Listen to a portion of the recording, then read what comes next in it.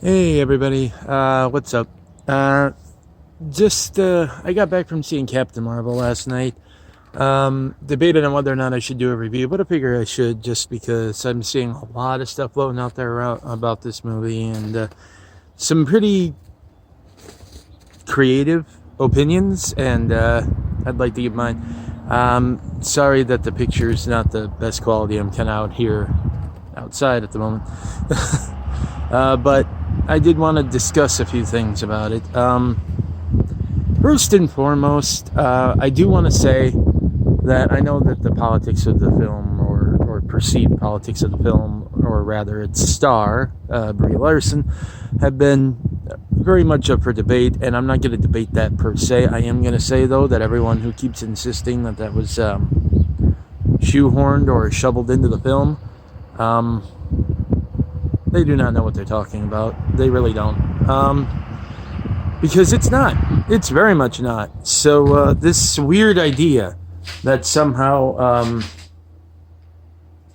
that got like shoehorned into the movie, that it's like all over in it, or even that they tried to hide it, but it still sticks out like a sore thumb.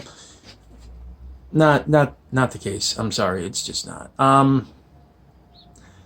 Secondly, I do think that the movie was actually quite funny, quite charming in a lot of aspects. It did have a bit of a rough start, in that, it is a bit slow at first. When it does take off, though, it takes off. But there is one thing that I can concede, but also kind of argue with. I see a lot of criticism that apparently Brie Larson's acting in the beginning of the film is actually like really kind of flat and stilted and unemotional, and I think that's on purpose. It is kind of, but I noticed that when she gets like to Earth and everything, she starts warming up a lot more, and showing a lot more of her real personality. And I think that's actually a narrative choice. A lot of people don't seem to make the connection that the whole time that she's out there on Hala and out there serving the Kree, she's being told and taught to control and suppress her emotion, that it makes her weak. You know, so so she's trying to do that, and it's when she starts to get more comfortable and lighten up on Earth, it starts showing through more, and she more of her personality shows, and she's actually quite a likable character, honestly. So I thought that was a good touch. Nick Fury was great in this movie. He was still. I mean, he's a desk jockey at this point. He's kind of given up being out in the field, although you can tell he doesn't like it. He'd rather be out there doing stuff. So yeah, it's one of those things where he's kind of. He was a badass back in the day. Now he's behind a desk and not liking it. And then this is kind of how he sort of starts on the path to becoming Nick Fury from the other MCU films. Now, that being said, I've seen a lot of people say they don't like the way he lost his eye. Um, and that since it's not what they were thinking it was going to be, it somehow devalues the character, insults the character, etc.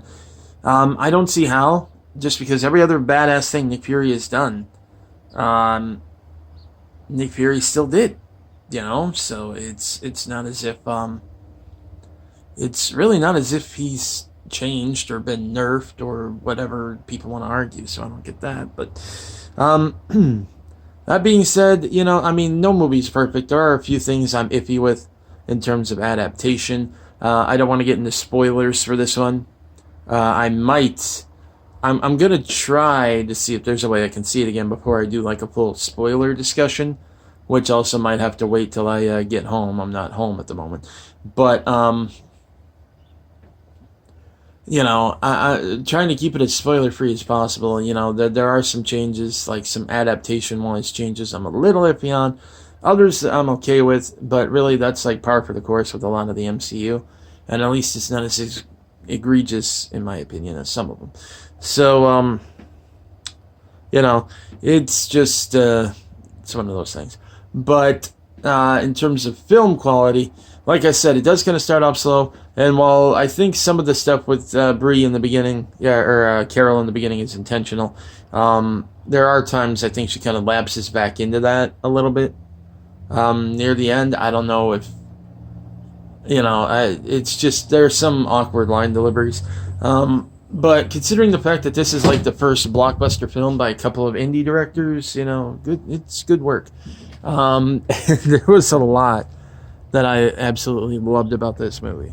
So, would I watch it again? Yeah, I would. Goose the Cat also definitely steals the show. Big time. Big time. But, I can't really go into that without spoilers either. So, but as it stands now, it was a really solid entry. I mean, it's not the best movie in the MCU by far. I wouldn't even put it in the top 10 myself, but very enjoyable. It's like in my top 15. So, that's good.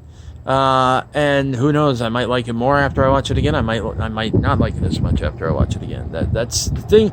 The thing about my MCU ranking is it's like constantly in flux depending on what I watch most recently, whatever, and what I see. So yeah, but yeah, it's definitely worth seeing.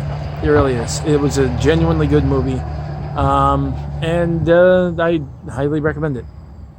And that is it for now. I will catch you guys when I do the deeper discussion. See ya.